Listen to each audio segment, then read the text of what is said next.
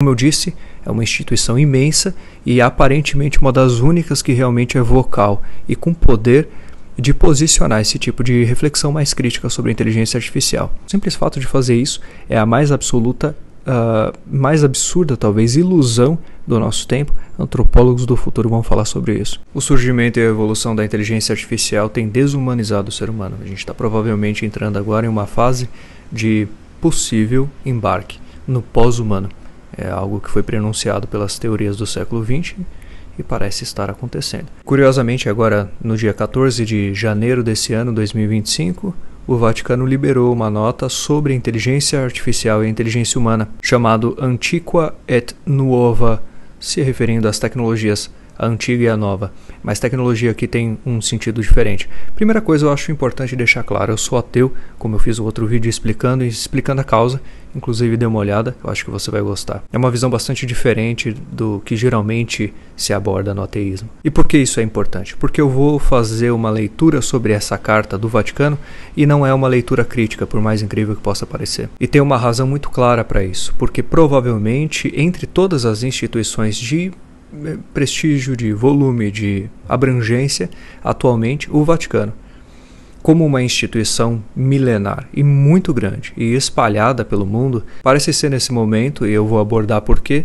dos pontos específicos dessa carta, o único ponto de vista divergente no mundo sobre esse pular de cabeça nas novas tecnologias da inteligência artificial. Então, embora eu seja ateu, eu não acredite em nenhuma divindade, em manifestação de nenhuma divindade, embora estude elas, inclusive grande parte do meu estudo é sobre tecnologias, epistemologia e religião. Os pontos trazidos pela Carta do Vaticano sobre a inteligência artificial são fundamentais para embasar as formas de possível relacionamento da espécie humana com essa coisa nova que surge, a inteligência artificial.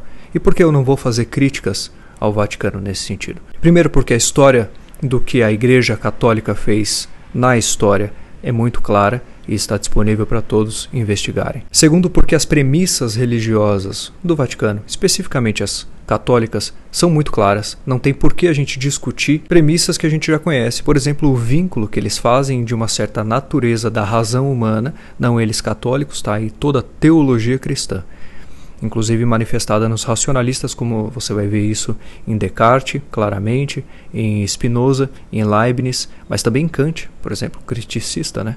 Se manifesta exatamente dessa forma, a razão humana que permite essa criação dos instrumentos, das tecnologias que a gente tem, é uma manifestação de uma capacidade dada por Deus para que a gente manipule as regras do universo. E essa é uma confusão muito comum, eu vejo até com pessoas que estão começando a estudar filosofia, eles acreditam que razão e fé sejam coisas distintas. E aí, evidentemente, na própria carta, eles já fazem a distinção entre ratio e intellectus, razão e intelecto, como a gente usa hoje em dia, mas do latim, né? E eles colocam de uma forma bastante curiosa a diferença entre intelecto, aquela forma, aquela faculdade mental que permite a relação entre a mente e as coisas do mundo, por exemplo, inclusive com intuição, que eles citam assim na carta, e o ratio, ou racional, a razão, como uma forma de manipulação das experiências adquiridas através do intelecto. Então eles já deixam muito claro. E o que impacta com isso? Inclusive é muito semelhante à filosofia do próprio David Hume, o ceticista, sobre essa escalada entre a percepção e o sentido como etapas da reflexão. E o que isso significa de fato? Que tudo isso permitiria que a gente criasse as nossas tecnologias, sendo o processo de criação dessa tecnologia metade vinculado à natureza dada por Deus, segundo a Igreja Católica, através da razão, que essa sim pode deformar os fins das coisas. Então eles deixam claro, logo de cara, no começo da carta, essa distinção entre intelecto e razão. Bom, conhecemos essas premissas, já estão aí fincadas na teologia há mais de 1.600 anos, então não são necessariamente novidades para nós. Então eles partem para uma definição do que é a inteligência humana, e aqui é muito interessante. É interessante porque isso também tem relação com pensadores que eu trago aqui, por exemplo, Henri Bergson, mas também Merleau-Ponty, Husserl, todos os existencialistas e fenomenologistas, necessariamente. Então, na Carta do Vaticano sobre inteligência humana e inteligência artificial e a relação delas, que é uma carta maravilhosa, eu recomendo que vocês leiam, é sensacional. Eles fazem uma definição da inteligência humana que é muito semelhante às definições do existencialismo da fenomenologia. A inteligência humana não é simples capacidade de operar dados captados de uma realidade. No caso deles, uma realidade criada por Deus, mas para a gente especificamente, tem o valor do fato de que eles se opõem ao positivismo que enxerga o mundo como um conjunto de dados abertos a serem interpretados e que exista uma covalência entre a lógica e a lógica das coisas. Que o mundo seja um livro aberto apenas aguardando a interpretação. Para eles, a definição da inteligência humana envolve alguns aspectos, não só então essa manipulação racional de elementos dados no mundo. Então eles listam que a inteligência humana compreende a questão espiritual, e é esse vínculo entre o carnal e o transcendental, o cognitivo, então as capacidades também de processamento, e olha que interessante, físico e relacional. Então o aspecto físico de você estar imerso no mundo, inclusive depois na carta, é uma carta extensa, tem 30 páginas, né? Eles voltam a citar essa questão de que o corpo não pode ser destituído da mente, embora sejam coisas diferentes para eles, eles são dualistas, mas a inteligência humana só pode ser levada em conta, e aqui eu concordo plenamente, a partir do ponto de vista de que ela está dentro de um corpo, que está dentro de um mundo, e a inteligência artificial não tem corpo. Então exclui toda essa esfera da experiência, do pensamento, na inteligência artificial, que deve ser levado em consideração como aspecto distintivo da inteligência humana. Isso parece que eles estão citando Merleau-Ponty, parece que eles estão citando Henri Bergson. É incrível. E aí, evidentemente, eles falam que a inteligência é capaz de acessar todo o ser, e que esse ser, para eles, tem metade da fisicalidade, metade da espiritualidade, e aqui a gente vai poder pular essa parte, porque evidentemente a gente abre mão dessas premissas. Porque teria ali, inclusive na previsão do próprio racionalismo, os conhecimentos a priori, que são formas ou instrumentos de conhecimento dos mistérios de Deus, que é muito específico da divindade cristã. E eles entram nessa parte dos limites da IA, das inteligências artificiais. Por quê? Porque a experiência de uma pessoa envolve não só a reflexão ou a lógica como combinação, mas a experiência de estar imerso em um mundo, e envolve, segundo eles aqui, questões, por exemplo, formação intelectual, história pessoal e inclusive a formação moral dessa pessoa. São aspectos que compreendem um tempo de desenvolvimento e de estar jogado na Terra. E aqui mais uma vez refletindo a questão de que não é dissociável, embora sejam fenômenos distintos,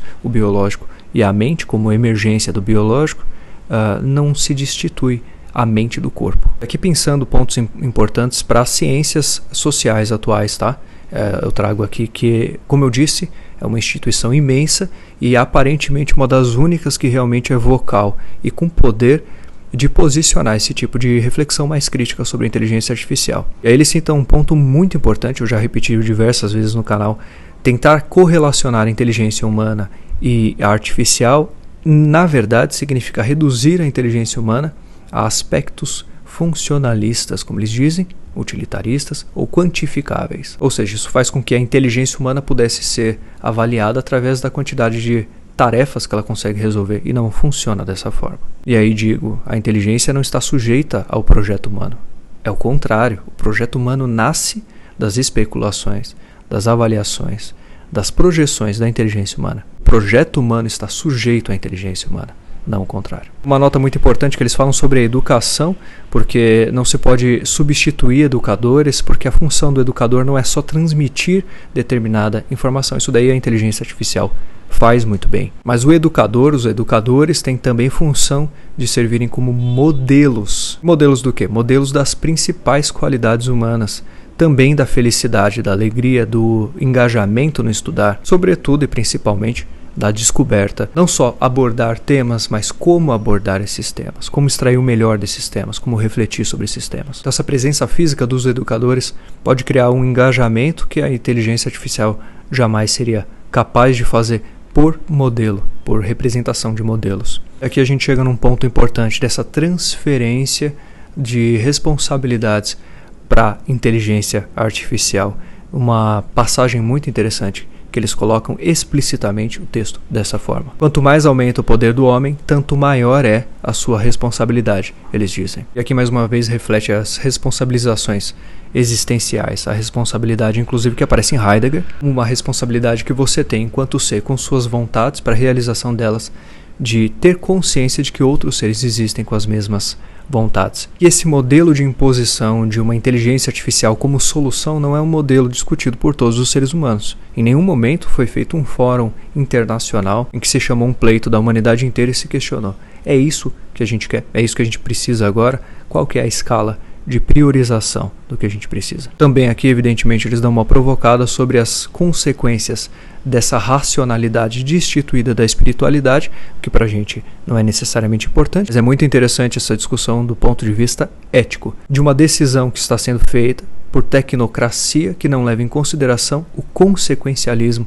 como postura ética. Seria decidir o que fazemos agora a partir das possíveis consequências dessas ações atuais no futuro, através da sua previsibilidade, pelo menos, o que faz, e aí fica a provocação, com que nós estejamos fazendo por meios técnicos a realização como se fosse a realização de uma verdade metafísica ainda existente na ciência, na visão econômica hoje em dia. Existe uma determinação superior que ninguém está discutindo sobre o caminho, a direção de um determinado progresso. A gente toma como uma natureza do progresso. A gente se abraça com as manifestações como se fossem autônomas e não representantes daquilo que nós mesmos estamos fazendo. Quase como aquele tabuleiro do copo, o jogo Ouija, cada um dá um toquinho, a coisa se movimenta, ninguém de fato está movimentando, mas todo mundo está movimentando. A gente passa então a entender aquilo como uma manifestação destituída de todo mundo. É quase como se a gente criasse uma autonomia para a história, sendo que nós mesmos estamos dando os toquinhos na história e direcionando o caminho dela.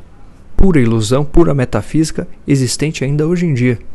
A gente transfere responsabilidades para os sistemas que nós criamos. O simples fato de fazer isso é a mais absoluta, mais absurda, talvez, ilusão do nosso tempo. Antropólogos do futuro vão falar sobre isso. Isso que a gente pode dizer seguramente que a tecnologia e a economia são hoje em dia deuses. E aí eles citam um filósofo do século XX, Nikolai Berdyaev, que fala que não podemos culpar as máquinas. Na verdade, a responsabilidade sempre é e sempre será nossa. E aí até por uma questão de humilhação do próprio ser humano, segundo eles, segundo esse filósofo especificamente, porque como eu posso transferir a responsabilização a uma máquina, sendo que responsabilidade seria algo inerente do nosso nível, da nossa categoria de reflexão como humanos, em termos até mesmo de respeitabilidade. Diz ele que seria uma humilhação a gente conferir às máquinas responsabilidades. E a saída deles, evidentemente, é a revitalização da sensibilidade espiritual, mas eu acredito que seja ainda mais prático, mais aderente ao tempo atual, uma revitalização da sensibilidade ética, da construção ética de responsabilidades, separando essa visão popular de que as máquinas são o problema. Nós somos os criadores das máquinas. A responsabilidade sempre foi, sempre será nossa. E essa autonomia das máquinas que eles dizem que não pode acontecer, vai acontecer. É inegável o que vai acontecer com a inteligência artificial. Ela está sendo tomada não como uma ferramenta, ela não está sendo considerada como extensão do homem. Como poderia ser, e ele cita no texto, que é uma possibilidade inclusive, ela não está sendo tomada dessa forma. Como Luciano Floridi já fala há mais de 10 anos, as inteligências artificiais vão entrar na sociedade como entidades, como agentes. Elas não são ferramentas, elas são agentes. Então, pouco importa que a gente chegue à conclusão num ciclo de discussão e reflexão fechado aqui, que a distinção entre a inteligência artificial e a inteligência humana seja óbvia, sendo que no fato, no dia a dia, como ela entra, a sua pregnância na sociedade é completamente diferente. As pessoas estão usando como um agente que dá dicas para como viver, para como fazer coisas.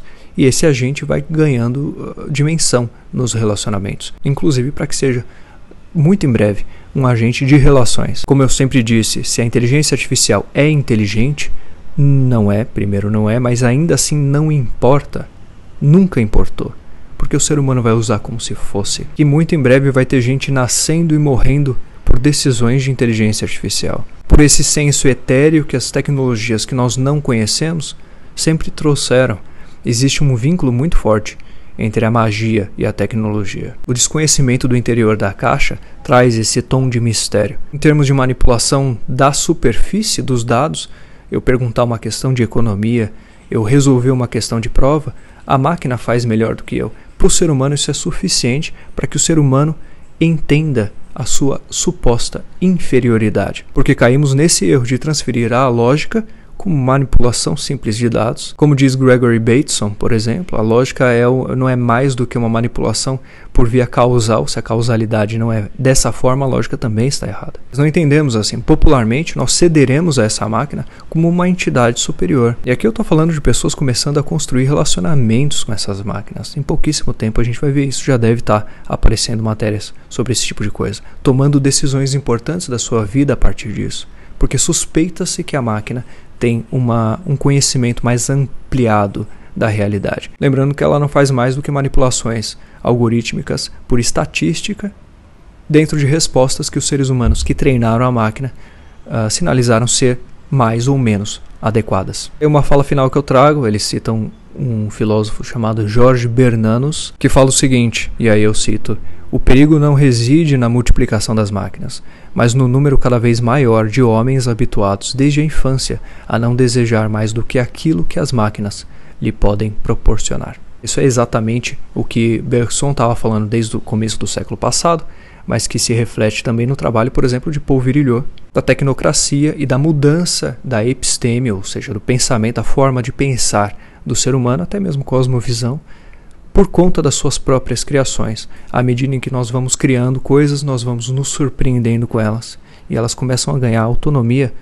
sobre nós. Nossos instrumentos não são mais apenas instrumentos, eles estão se tornando agentes, e a inteligência artificial traz essa novidade histórica, é algo completamente novo. Até então a gente poderia executar um erro com um martelo como uma ferramenta. Agora essa ferramenta, supostamente, pode olhar para a gente de volta e falar não é a melhor forma de usar, talvez seja melhor fazer aquilo. E enquanto ela coloca como proposições, a gente ainda tem um espaço de manipulação. Só que muito em breve as decisões vão ser tomadas antes e o ser humano vai ter o opt-out, que se chama, a opção de sair da decisão que foi tomada ou de revisão da decisão tomada. Sistemas de mediação de redes sociais funcionam dessa forma. Primeiro se corta o conteúdo e depois se joga para um ser humano verificar se o corte está ou não adequado, impactando cada vez mais em vidas. Quantos dias se pode esperar numa UTI o corte das suas máquinas? Porque a inteligência artificial entendeu que em aspectos financeiros a sua parcela do hospital está atrasada. Bom, trago essas reflexões de um documento muito importante, pouquíssima gente está abordando isso, e eu acredito e reitero, como um ateu que eu sou, não acredito em nenhuma divindade, em nenhuma manifestação de nenhuma divindade, embora eu seja profundamente fascinado pela história das religiões, e elas estão inegavelmente imbricadas na cultura. Deus é o que eu digo, não importa discutir se ele existe ou se não existe, ele é real, porque opera sobre a realidade.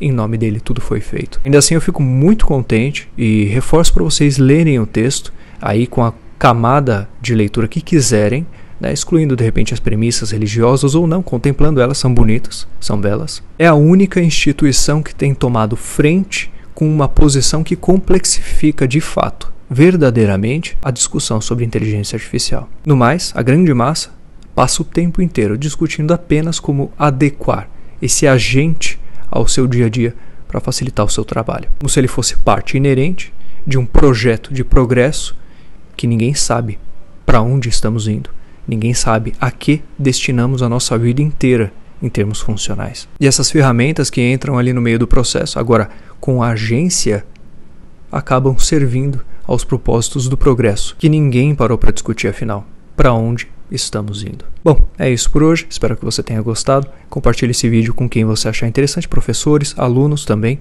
para reflexão. Coloca aí nos comentários o que você achou do texto, eu vou deixar o link também do texto original do Vaticano, sobre essas relações entre inteligência humana e inteligência artificial. É isso e até a próxima.